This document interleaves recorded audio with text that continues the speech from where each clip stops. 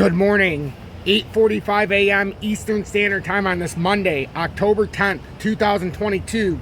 As the trading week begins here anew, we have to look at the DXYs. It's over 113.10 right now, and also XRP we'll take a look at. I want to start out by looking at the xrpl.org. This is the XRP ledger, and this section is the payment system basics. Make sure to hit that like button, turn that bell notification to all, and I would really appreciate if you share this update far and wide.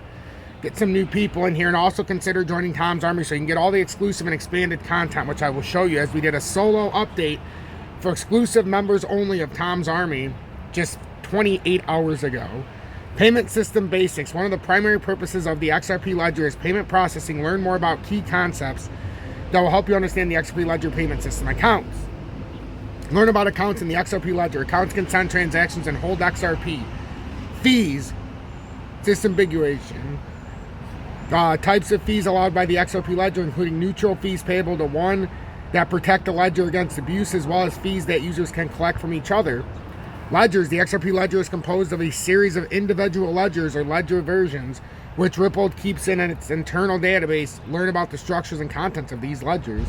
Transaction basics. Transactions are the only way to change the XRP ledger. Understand what form they take and how to use them. So now we can go to accounts. An account in an XRP ledger represents a holder of XRP, a sender of transactions. The core elements of an account are an identifying address, such as, and then that's the XRP address, and then the XRP balance. Some of this XRP is set aside for the reserve. A sequence number, which helps make sure any transaction this account sends are applied in the correct order and only once each. To execute a transaction, the transaction sequence number and its sender sequence number must match. Then, as part of applying the transaction, the account sequence number increases by 1. A history of transactions that affected this account and its balance. One or more ways to authorize transactions, possibly including a master key pair intrinsic to the account. This can be disabled but not changed. A regular key pair that can be rotated.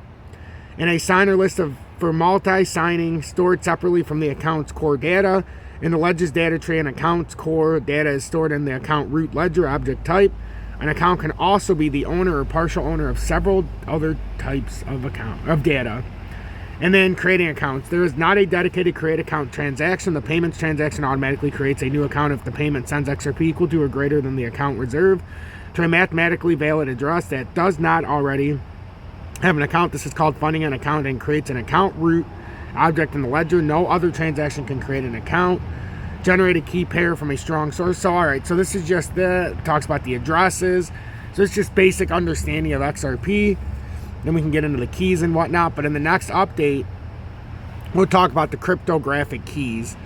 And then we'll get down into the fees and ledgers and stuff like that, the payment types, tokens, decentralized exchange. But that comes on a further update, since the audience has a very short attention span, and I'm not going to waste information just for the hell of it. So now we get into the charts. XRP is down 2.53% since 8 p.m. last night, about 12 hours and 48 minutes ago. You got Bitcoin down 0.31% to 19,384. The DXY is coming down just a tad bit from where it opened. It was up to 113.10 plus. It was up to about 113.30. Now we're going to see if this reverses back down, or if we're going to hold right around the 112.37. We're going to see what the DXY has in store. So depending on what the DXY does this morning is going to be a very key indicator on crypto. But I'm not interested in all of crypto. I'm just interested in XRP at this moment, as that's what I'm going to focus on. XRP is holding the 200-day, but it's in a critical spot as it looks to be rejected by the 20-day, and this would give us the first move down to about 0.5079. As I always talk about these little sways, I talk about these little areas of support resistance, and I call it like a layering thing. And there's actually one that I didn't put in, which we could, because it could be the next stopping point in between this once we fall.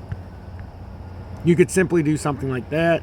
You could come out like that, and then you can see your step tier. So your next one would be 5085, 4950, 4550 on USD. But then if you look at USD perpetual futures, once you break down a little bit more, you got 4718. That would be before the 4550. And then the USDT, we've also got 50082, 470898. Then if we were to break this and this expanded trend line came down, which was actually supposed to be like that, and then it was supposed to come across right there. So that, I mean, it just gives you a layer. I like the layers. I like the tiered layers. So, I mean, we know 50 cents is a key support level. So, pay attention to what I'm saying, because I'm not going to do a 35-minute update today. I'm literally going to show you what XRP is going to do. The comments have been brutal. Half the people make fun of me in the comments, which is great. I don't give a fuck. If you want to make fun of me and not pay attention to the information, you are one dumb motherfucker. So, pay attention to what I'm saying, because I put a lot of work into this. I'd appreciate members of Tom's Army, but if you don't join, I really don't give two shits, and you're not going to get all the information. It's that simple. So this is what I'm seeing this morning. We came up to that 55-cent resistance. I thought we had a chance at 55.85. We came up just shy of it. Now we're creating a reversal, and this could be an untopping reversal. So if we do get rejected at the 52.48, expect us to come down to the 50.99, the 50 cents, the 49.50, and so on. If you want to trade XRP with no spot fees, trade it like I do, and also join Tom's Army. I had 3,600 views on the video I did yesterday, which was fantastic on the 1-minute video. 1,373 views on here, only 94 likes, which is kind of embarrassing, but that's okay. I'm used to people not taking that extra step. Join Tom's Army. You hit that members only, it'll bring you to the membership area. And if you're a member only, one day ago I did the Sologenic TA plus blockchain intro. We've done ADA and Algo and Casper and Lunk and back to ADA and Casper and HBAR and IOTA, Algo. I've covered so many different ones in the members only section, but you have to be members only, because I was tired of putting out all this information with getting little, little vindicate or validation on my end. If you want to donate XRP, PayPal, Cash App, Venmo, it's up to you. And then join me on BitGet.